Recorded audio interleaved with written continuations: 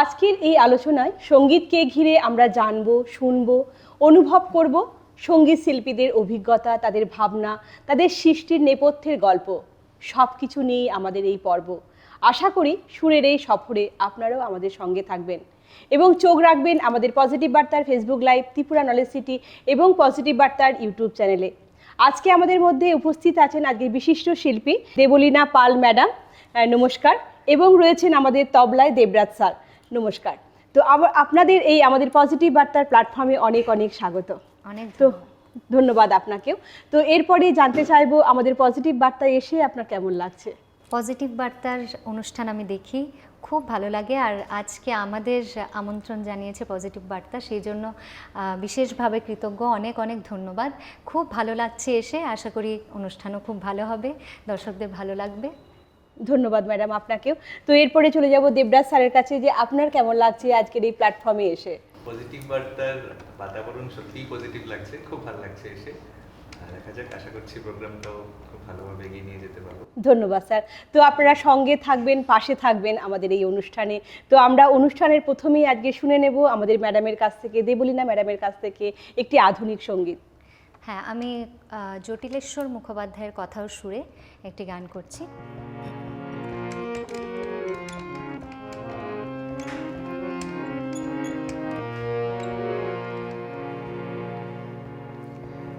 আমার স্বপ্ন কিনতে পারে এমন আমির কই, আমার জল ছবিতে রং মেলাবে এমন আবির কই। আমার স্বপ্ন কিনতে পারে এমন আমির কই, আমার জল ছবিতে রং মেলাবে এমন আবির কই।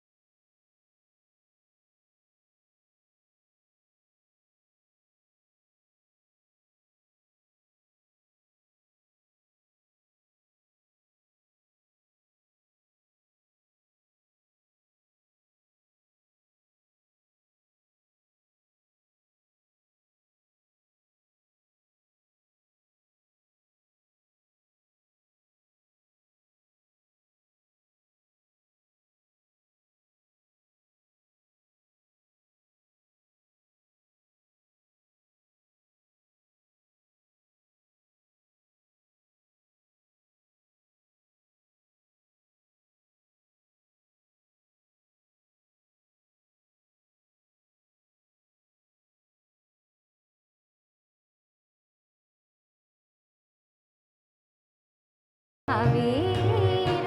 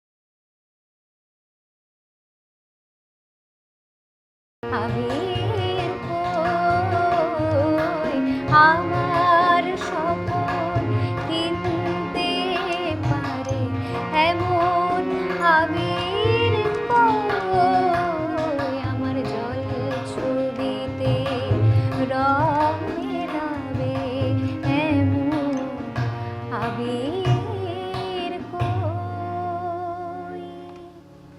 ধন্যবাদ ম্যাডাম, সত্যি একটা অপূর্ব একটি গান আমরা শুনতে পেলাম দেবলীনা ম্যাডামের কণ্ঠে। তো ম্যাডাম, জানতে চাইবো এরপর যে এই যে গানের জগতে আসা, কিভাবে আসা হলো সেটা একটু জেনে নেবো আপনার কাছ থেকে। সেটা আমার মানে জ্ঞান হওয়ার আগে থেকেই আমি হয়তো গানের জগতে শিখেছি, কারণ বাবা হচ্ছেন মানে গানের মানুষ, সবসময় গান নিয়ে থাকার মানুষ। তো ছোটোবেলা থেকে একদম যখন ছোট তখন বাবার কোলে ওই ঘুমপাড়ানি গান বাবা গাইতো। আমার এখন মানে একটু বড় হওয়ার পরে মনে আছে ওই যে ঘুম যায় ওই চাঁদ, ওই গানটি না শুনে আমি কখনোই ঘুমোতাম না। মানে ক্লাস প্রায় 7-8 পর্যন্ত আমি বাবার কোলেই ঘুমোতাম এবং ওই গানটি শোনার পরেই ঘুমোতাম। তো সেইভাবেই চলতো। আর বাড়িতে রোববার করে বাবার গানের ক্লাস হতো। তো সব সময় আমি তো ক্লাসে যেতাম না, কিন্তু ঘরে বসে পাশের ঘরে বসে শুনতাম গানগুলো। আর সেই গানটাই আমি মেমোরাইজ করে তো সন্ধেবেলায় যখন বাবা টিউশনে বেরোতো তার আগে নিয়ে বসতাম, যে যেটা শুনেছি আমি সেটা ঠিক বাজিয়ে বাজিয়ে তুলে নিতাম। তো বাবা যখন ফিরতো তখন স্কুটারের আওয়াজটা পেলেই তখন গিয়ে গানটা শুরু করতাম। তো বাবা ঢুকে খুব খুশি হতো যে আচ্ছা এই গানটা আজকে করিয়েছে, তার মানে ও শুনে শুনে তুলছে। তো তখন এসে বাবা বসতো এবং করাতো। তো এইভাবেই আর কি প্রশিক্ষণ চলেছে। বাহ, খুব সুন্দর। মানে বাড়িতেই বাবা মায়ের কাছ থেকে হাতে হ্যাঁ, খড়িটা, এবং সেখানে এখনো পর্যন্ত সেটাই চলছে। এখন পর্যন্ত ঠিক। তো এটা সব থেকে বড় একটা জিনিস যে বাড়িতেই গানের মানে আসর মানে বসতো একদম, এবং একদম। সেখান থেকেই শেখা। এবং বলবো যে আমাদের মধ্যে যিনি উপস্থিত আছেন দেবরাজ পাল স্যার, উনি হচ্ছেন আমাদের দেবলীনা পাল ম্যাডামেরই কিন্তু ভাই। তো ওনাদের পরিবেশটাই হচ্ছে গান বাজনার একদম, পরিবেশ, সত্যি খুব ভালো লাগছে দেখে। তো ম্যাডাম, এরপরে কোন গানটা শুনবো আপনার কাছ থেকে? আচ্ছা, আমি এবার একটু আবৃত্তিতে যাই। আমাকে অবশ্যই, যে বলা অবশ্যই। হয়েছে, আবৃত্তি আমি খুব ছোটবেলা থেকেই করি। আমার একজন আন্টি আছে প্রতিভা সেন, ওনার কাছে আমার মানে পড়াশোনার হাতে খড়ি এবং আবৃত্তির হাতে খড়ি। আর আবৃত্তিটা নিয়ে মানে আবৃত্তিটা আমার ভেতর থেকে আসে, ওই যে ইমোশনটা যেটা আমার গানেও খুব প্রয়োজন হয় গান গাইতে গেলে, তো সেটা আমার আবৃত্তিতে মানে আমার ভেতর থেকে আসে, তো করি। কিছুদিন আগে লকডাউনের সময় একটা আন্তর্জাতিক একটা আবৃত্তির কম্পিটিশন হয়েছিল। তো আমি এমনি খেলার ছলে যে বাড়িতে বসে আছি, তো আমি করি কম্পিটিশনটা করি। 5-6টা রাউন্ড হয়েছে, সেটা লন্ডন, বাংলাদেশ এবং ইন্ডিয়া নিয়ে। তো সেখানে আমি প্রথম স্থান অধিকার করেছিলাম। খুব সুন্দর, অনেক অনেক শুভেচ্ছা আপনাকে। ঠিক আছে, তাহলে আমরা সেই আবৃত্তিটি এখন শুনে নেব। তো খুব প্রিয় একটি কবিতা, সুনীল গঙ্গোপাধ্যায়ের কেউ কথা রাখেনি। কেউ কথা রাখেনি, 33 বছর কাটলো, কেউ কথা রাখেনি। ছেলেবেলায় এক বষ্টমী তার আগমনী গান হঠাৎ থামিয়ে বলেছিল, শুক্লা দ্বাদশীর দিন অন্তরাটুকু শুনিয়ে যাবে। তারপর কত চন্দ্রভূ অমাবস্যা এসে চলে গেল, সেই বষ্টমী আর এলো না। 25 বছর প্রতীক্ষায় আছি। মামাবাড়ির মাঝি নাদের আলী বলেছিল, বড় হো দাদা ঠাকুর, তোমাকে আমি 3 প্রহরের বিল দেখাতে নিয়ে যাব, যেখানে পদ্মফুলের মাথায় সাপ আর ভ্রমর খেলা করে। নাদের আলী, আমি আর কত বড় হব? আমার মাথা এ ঘরের ছাদ ফুঁড়ে আকাশ স্পর্শ করলে তারপর তুমি আমায় 3 প্রহরের বিল দেখাবে? একটাও রয়্যাল গুলি কিনতে পারিনি কখনো। লাঠি লজেন্স দেখিয়ে দেখিয়ে চুষেছে লস্কর বাড়ির ছেলেরা। ভিখারির মতন চৌধুরীদের গেটে দাঁড়িয়ে দেখেছি ভেতরের রাস উৎসব। অবিরল রঙের ধারার মধ্যে সুবর্ণ কঙ্কন পরা ফর্সা রমণীরা কত রকমের আমোদে হেসেছে। আমার দিকে তারা ফিরেও তাকায়নি। বাবা আমার কাঁধ ছুঁয়ে বলেছিলেন, দেখিস একদিন আমরাও। বাবা এখন অন্ধ, আমাদের দেখা হয়নি কিছুই। সেই রয়্যালগুলি, সেই লাঠি লজেন্স, সেই রাস উৎসব আমায় কেউ ফিরিয়ে দেবে না। বুকের মধ্যে সুগন্ধি রুমাল রেখে বরুণা বলেছিল, যেদিন আমায় সত্যিকারের ভালোবাসবে সেদিন আমার বুকেও এরকম আতরের গন্ধ পাবে। ভালোবাসার জন্য আমি হাতের মুঠোয় প্রাণ নিয়েছি, দুরন্ত ষাঁড়ের চোখে বেঁধেছি লাল কাপড়, বিশ্ব সংসার তন্ন তন্ন করে খুঁজে এনেছি 108টা নীল পদ্ম, তবু কথা রাখিনি বরুণা।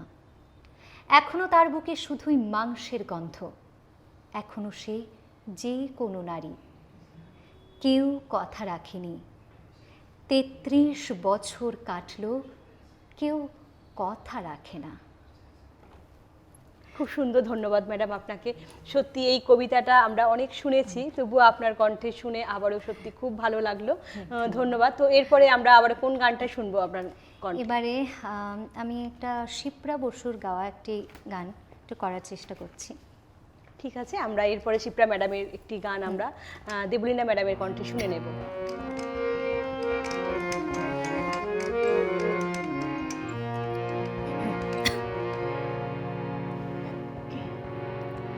যমুনাকে বলতে পারে,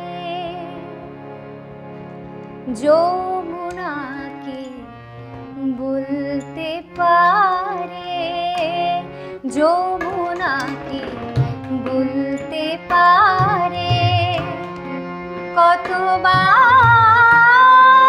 কেঁদেছে রাধা যমুনাকে বলতে পারে।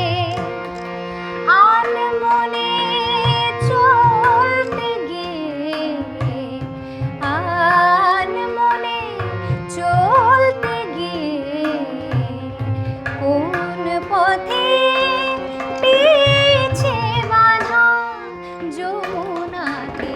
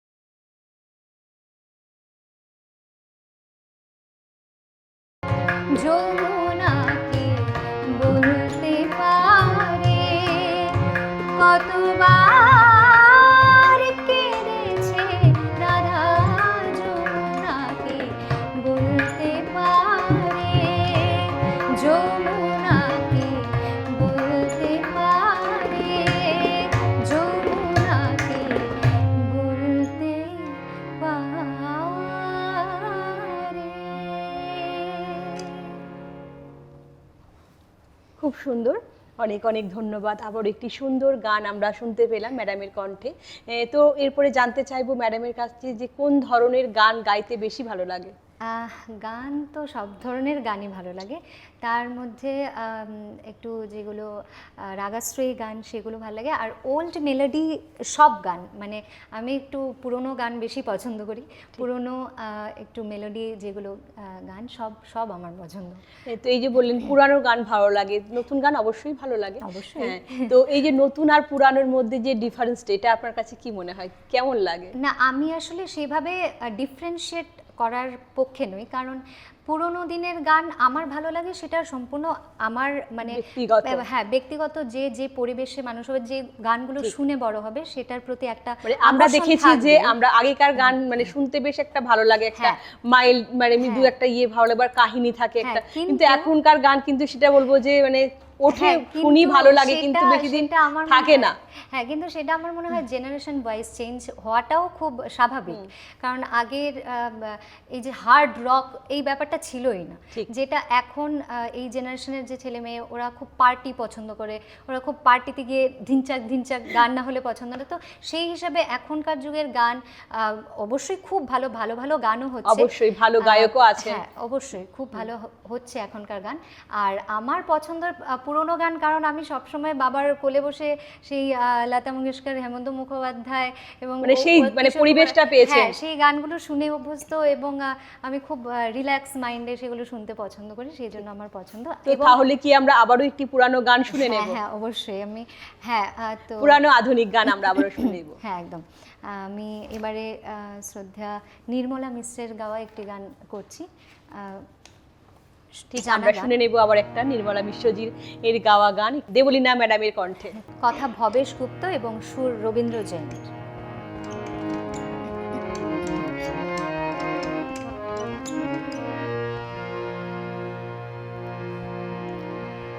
এই জীবন ছিল নদীর মতো গতিহারা,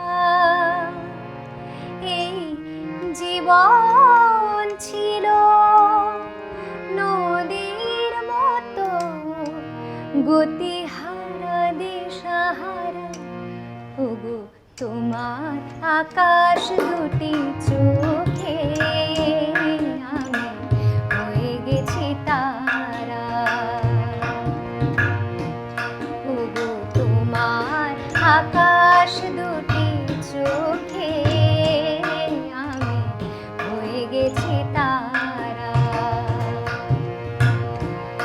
এই জীবন ছিল নদীর মতো গতিহারা, এই জীবন ছিল নদীর মতো গতিহারা, দিশাহারা। ওগো তোমার আকাশ দুটি চোখে আমি হয়ে গেছি তারা।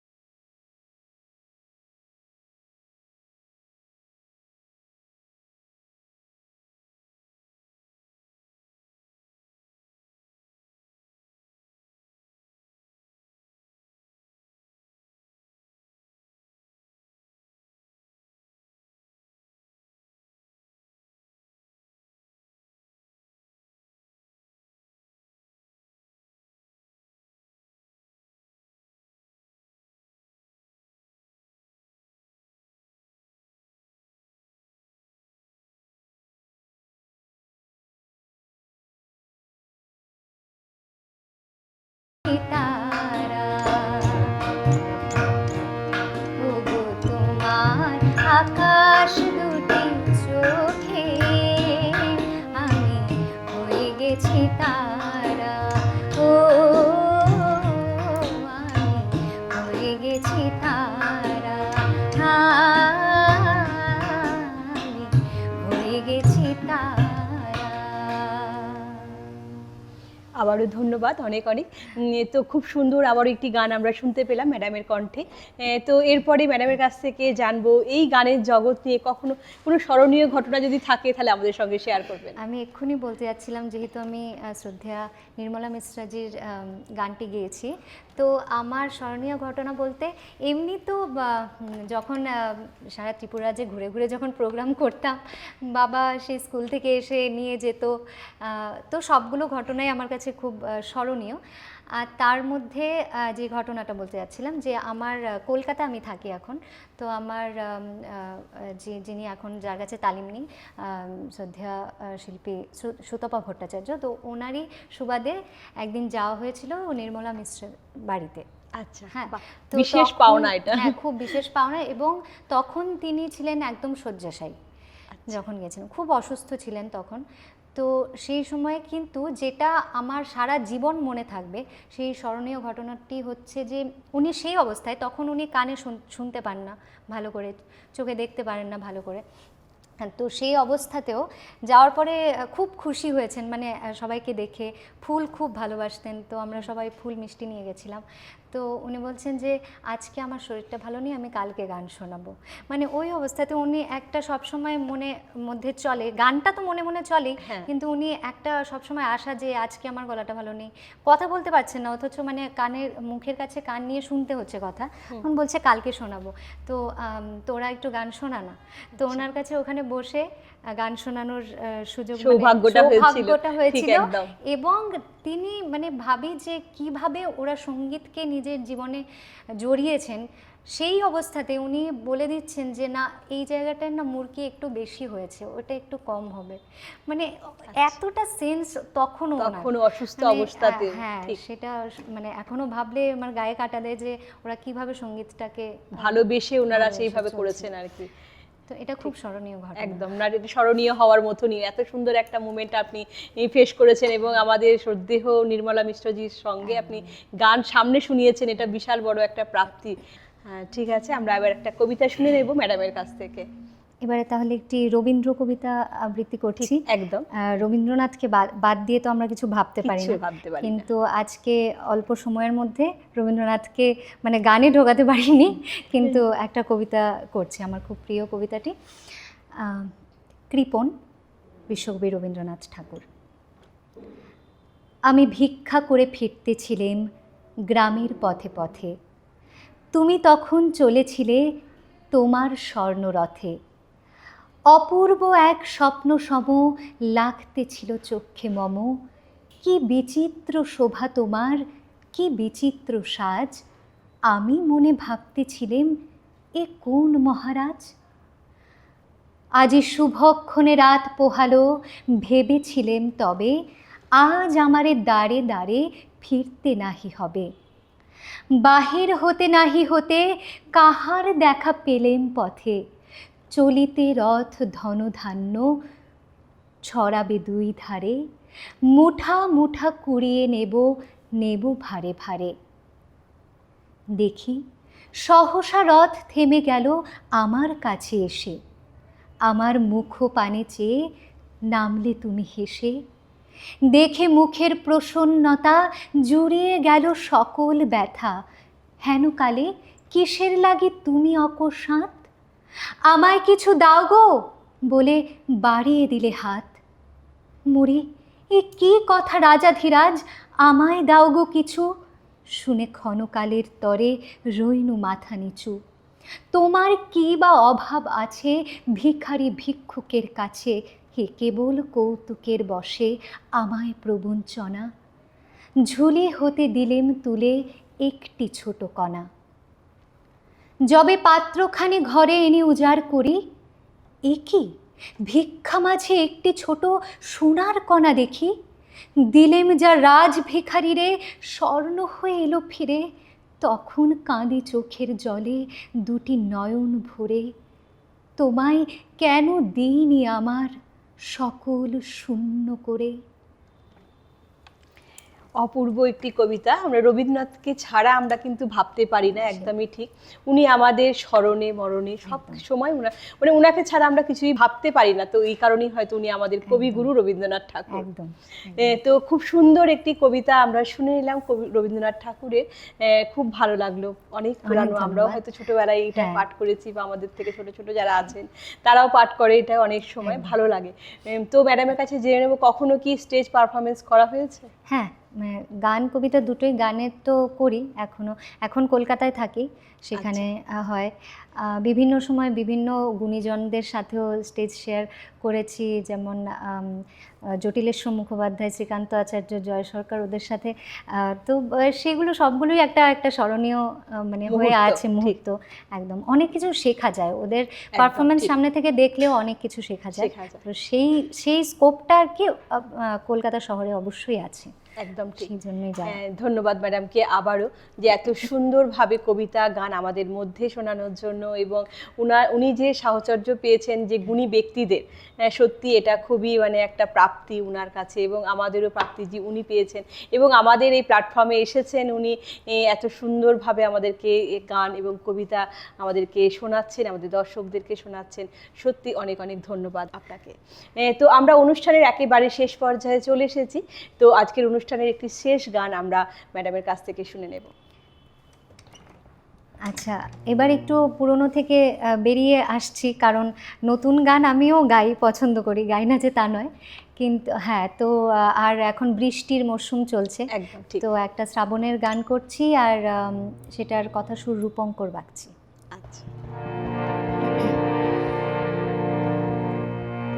আজ শ্রাবণে বাতাস বুকে কোন সুরে গায়, আজ বর্ষা নামলো সারা আকাশ আমার পায়। আজ শ্রাবণের বাতাস বুকে কোন সুরে গায়, আজ বর্ষা নামলো সারা আকাশ আমার পায়।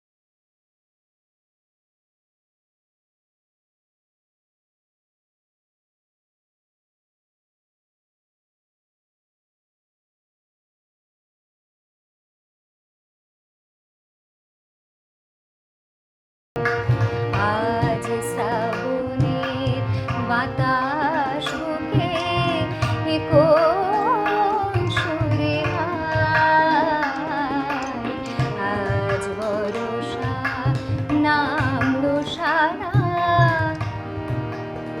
আকাশ আমার পায়। বাহ, খুব সুন্দর সত্যি, মানে গানগুলি এত সুন্দর লাগছে শুনতে এবং ভালো লাগছে। আপনাদেরও কেমন লাগছে অবশ্যই কমেন্ট করে জানাবেন। তো আমরা অনুষ্ঠানের একেবারে শেষ পর্যায়ে চলে এসেছি। ম্যাডামকে এবং আমাদের মধ্যে উপস্থিত স্যারকে জানাবো অসংখ্য অসংখ্য ধন্যবাদ আবারও। তো আমাদের পরবর্তী অনুষ্ঠান দেখার জন্য চোখ রাখুন আমাদের পজিটিভ বার্তার Facebook live, Tripura knowledge city এবং পজিটিভ বার্তার ইউটিউব চ্যানেলে। তো যাওয়ার আগে আরেকটি কথা বলবো যে 5 জুন উপলক্ষে যে আমরা বিশ্ব পরিবেশ দিবস পালন করি, সেই দিবসকে উপলক্ষ করে আমাদের যিনি কর্ণধার আছেন ডক্টর মলয় পিট স্যার, উনি উদ্যোগ নিয়েছেন যে 1 বছরে 1 কোটি গাছ লাগাবো আমরা সকলে মিলে। এবং সেই গাছ শুধু আমরা লাগিয়ে আমরা থাকবো না, সেই গাছটিকে পরিচর্যা করে বড় করে তুলব এবং একটা সুস্থ পরিবেশ গড়ে তুলব এবং আগামী প্রজন্মকে আমরা একটা সুস্থ পৃথিবী উপহার দেব। চলুন আপনারাও আমাদের পাশে থাকুন। ধন্যবাদ। তো আজকের মতো অনুষ্ঠান আমরা এখানেই শেষ করছি। নমস্কার।